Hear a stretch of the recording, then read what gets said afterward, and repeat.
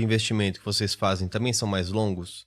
Eu pergunto isso porque a internet está aprendendo a investir com base em notícia, que primeiro, em uma grande parte também já é direcionada, todo mundo sabe. E eu cheguei a ouvir algumas passagens, você falava que seu pai viajava com vocês quando vocês eram menores e visitava algumas empresas, né? Sim. Então, Klabin, tudo. Então, visitava de fato a empresa. Sim. Para esse nível de investimentos, que são ciclos mais longos, né? Você vai visitar, você vai conhecer, saber os planos. É muito mais que ler ali o release do que tá na parte de... Sim, do né? relações com o investidor. Relações com o investidor. Você continua ainda defendendo a tese de estar mais próxima das grandes empresas que você investe? Ou não? Hoje já é um pouco mais diversificado em relação a acompanhar os números de maneira mais digital? Como que tem sido essa integração, né, dessa nova comunicação, talvez, das empresas com quem investe, né? Porque com certeza tudo mudou. Não, tudo mudou completamente. De 5 anos para cá, as coisas se transformaram, né? As empresas se viram obrigadas a incorporar as suas áreas de relações com investidores, até porque a gente veio de menos de 1 milhão de investidores para mais de 5 milhões nesse ano. Então, você imagina, você tem empresas que têm mais de 1 milhão de investidores. Então, você precisa ter uma área robusta que se comunique de uma maneira muito mais fácil, muito mais acessível com o seu sócio, com o seu acionista. Porque hoje ainda não é muito incentivado, mas no dia de amanhã isso vai mudar e esse acionista vai votar na sua assembleia. Entende? Então, isso é uma coisa que a gente incentiva muito, né? Também. Isso é uma coisa que a gente incentiva muito também. Os investidores votarem, porque muito se cobra, mas pouco se faz no sentido de ir votar, comparecer. Ninguém quer aparecer nas reuniões de condomínio, né? Que é um negócio super chato. Exato. Então, até isso está se modernizando, né? Acho que depois da pandemia... Eletrônico, né? Tudo eletrônico, tudo por boletim de voto. Você preenche, manda para a empresa te orienta como você fazer. Então, antigamente você precisava de um procurador, de um advogado. As coisas eram caras, burocráticas. Hoje não, com essa nova leva de investidores, hoje você tem empresas que apresentam seus resultados com vídeos curtos no YouTube, com reels. Então, assim, a área de RI, ela tá precisando, ela de fato precisou incorporar toda essa comunicação com o investidor. Então, hoje ficou muito mais democrático. A gente vive a era da informação e hoje não tem desculpa para você dizer que não tem tempo, que não consegui ver, não consegui me informar. Se você tirar meia hora do seu dia para acompanhar os ativos ali da sua carteira, você consegue se informar muito bem. Você não precisa mais ler um relatório de 400 páginas e caçar, tentar fazer como o bar se fazia na década de 70. Imagina, gente. Naquela época, as ações eram títulos, como se fossem terrenos, né? Você tinha lá as cautelas, você picotava o dividendo e ia na empresa receber.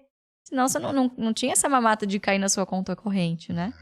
Então, as coisas eram muito mais difíceis, muito mais burocráticas. Você tinha muito mais assimetria de informação.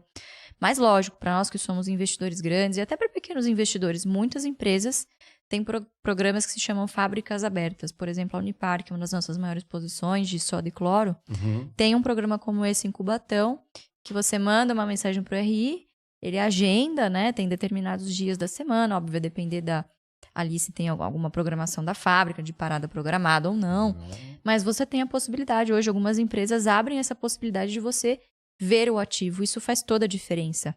Porque quando a gente fala de mercado financeiro, existe uma tendência muito grande de corretor. Isso é natural. Do mercado como um todo, passar uma dificuldade para te vender uma facilidade. Quando, na verdade, quando você está investindo em bolsa, pura e simplesmente você está escolhendo de quem está se tornando sócio. Então, imagina, em qualquer negócio, vamos chamar de mundo real aqui, né? Sem ser um negócio de bolsa listado. Você vai querer conhecer esse ativo pessoalmente, você vai querer entender quem são os gestores, quem está por trás desse negócio, quem é o sócio majoritário, controlador. Será que essa empresa já passou por algum escândalo? Você vai querer ver os números, entender do mercado, para quem vende, quais são os insumos, quais são as variáveis que afetam esse negócio. Por que na bolsa isso deveria ser diferente? Não é diferente você se tornar sócio de uma padaria, por exemplo. É a mesma coisa. Só que não. As pessoas na bolsa fazem o quê? Tomam atitudes, ações por impulso.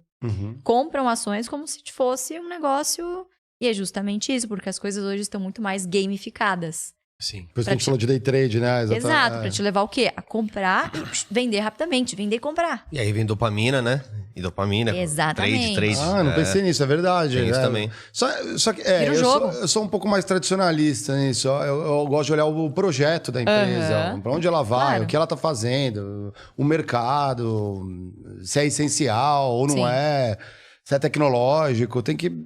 Às vezes, o curto prazista, ele tá olhando outra coisa, tá olhando o gráfico e rezando. Exatamente. Eu acho muito complexo tomar uma decisão disso, que igual você tá falando de sociedade, com uma empresa, né? Você vai ser sócio, meio que seja um pedacinho bem pequenininho, mas você é sócio daquilo. Cara, é uma relação muito, né, séria É. que você tá colocando ali. Você tá botando dinheiro numa empresa, pô. Você acha que... Eu sei que tem, óbvio, tudo tem prós e contras, né? Mas tem algumas dificuldades que eu vejo ao se tornar sócio de empresas que é essa visão um pouco mais de longo prazo. Uhum.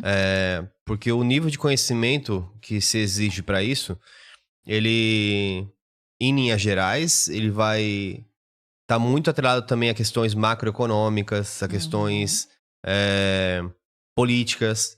Porque se você investe no longo prazo, você tem que entender como que o mundo está se posicionando, como que isso pode impactar a indústria que você está inserido.